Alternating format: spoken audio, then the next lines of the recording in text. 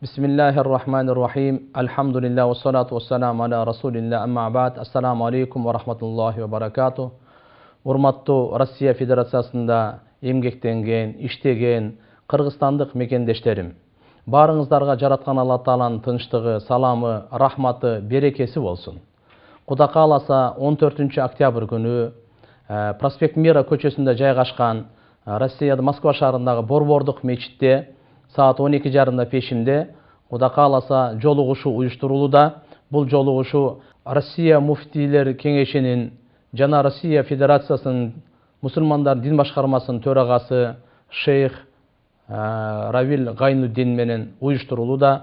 Буюрса актуалдуу бүгүнкү күнү өтө бир маанилүү үй бүлөнү сактоо темасында адал ырыскы, берекелүү жашоо, ынтымактуулук жана патриоттук, намуздуулук жөнүндө, ошондой эле эне тили жана балдардын тарбиялоо маселеси, экстремизмге каршы күрөшүү, Ханафи мазхабты терең үйрөнүү жана мусулмандардын жашоосунда Кур'андын орду аттуу баяндамалар болот. Ушуларга тиешелүү суроо жоопторго да Кудай кааласа жооп беребиз.